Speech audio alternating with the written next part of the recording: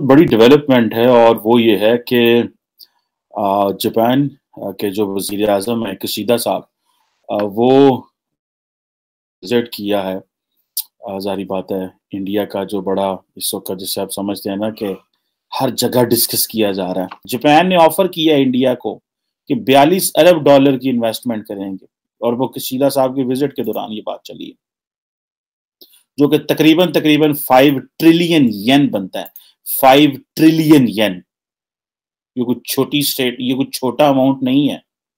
ये कोई आसान छोटा पैसा नहीं है ये बहुत बड़ा पैसा।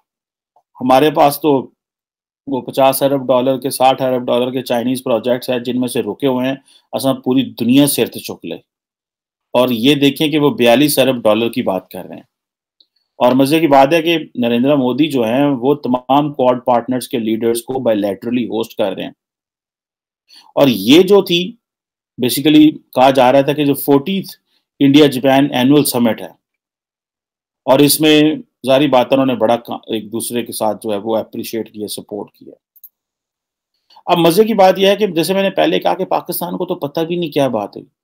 अगर आप जॉइंट स्टेटमेंट पढ़ेंगे उस विजिट की जो कि इंडिया की जो मिनिस्ट्री ऑफ एक्सटर्नल अफेयर्स है उसके मीडिया सेंटर ने जो है वो शेयर की है, उसका जो पैरा पाकिस्तान के हवाले से है वो बड़ा ख़तरनाक है।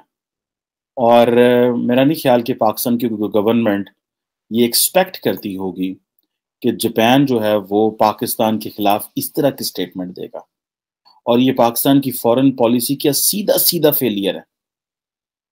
एक बात तो ये है कि आज से 2 साल पहले मेरा ख्याल है कि जापानीज फॉरेन मिनिस्टर पाकिस्तान आए और वो पता चला था कि 9 साल बाद जापानीज फॉरेन मिनिस्टर पाकिस्तान आ रहे हैं, 9 साल बाद। उससे ये पता चलता है कि पाकिस्तान जो है वो जापान को कितनी अहमियत देता है। रिसेंटली मुझे पता चला कि पाकिस्तान ने कुछ जापान से कर्जे लिए हुए थे और वो कर्जे हम वापस ना कर सके और जापान की पॉलिसी ये है कि अगर वो एक दफ़ा वेव ऑफ कर दें कर्जा तो वो दोबारा कर्जा देते नहीं है, लोन नहीं देते।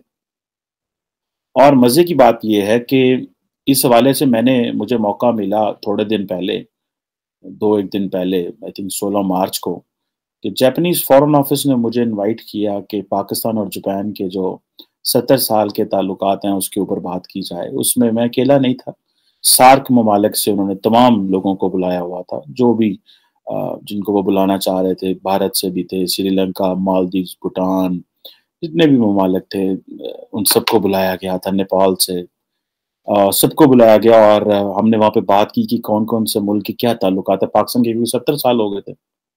अब अगर आप पैरा 8 पढ़ें जो कि जॉइंट जो बायलैटरल जो स्टेटमेंट आई है, अगर आप पढ़ें कि 19 मार्च को prime minister of Republic of India and prime minister of Japan दोनों ने उसको साइन किया हुआ और उसमें ये पाकिस्तान के बारे ये कहते हैं कि एक तो ज़ाहिर बात है इंडिया का एक वो स्टैंडर्ड पैटर्न है। तो उन्होंने कहा जी कि टेररिस्ट इंफ्रास्ट्रक्चर जहाँ-जहाँ पूरी दुनिया में है उसको ख़त्म किया जाए और उसके ऊपर इंटरनेशनल कोऑपरेशन और साथ ही उन्होंने ये कहा कि वो रीइटरेट करते हैं और कंडेम करते हैं terror attack in India including 26/11 Mumbai and Pathankot attacks and call upon Pakistan to take resolute and irreversible action against terrorist networks operating out of its territory and comply fully with the international commitments including FATF। समझ रहे हैं आप? पाकिस्तान में किसी को पता भी नहीं है कि ये स्टेटमेंट आई है।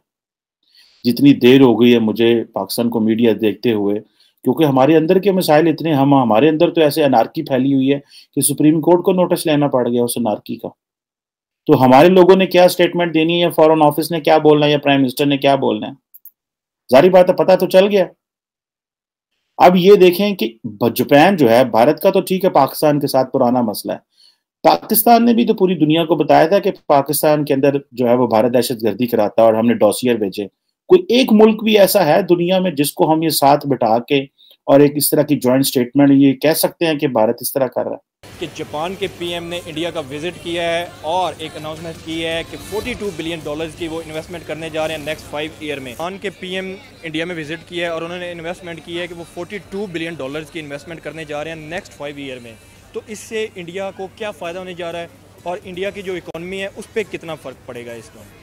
As India has a good economy right now, so if they are investing here, the foreign investment will definitely make India more stronger. So it's good for their economy, obviously. लेकिन इस सब के अंदर एक बहुत बड़ा मंसूबा और एक बहुत बड़ी साजिश, और इस सब में आपको मालूम है कि 23 मार्च की परेड आने वाली है। उस सब के अंदर ISPR की तरफ से कुछ मामलात किए गए, कुछ ट्वीट्स किए गए। उस सब में पाकिस्तान की अफवाज को और ISPR को और पाकिस्तान की फौज के सिपा सालार को पाकिस्तान तहरीक इंसाफ के कारकुनान की तरफ से किस तरह से गालियां दी गई।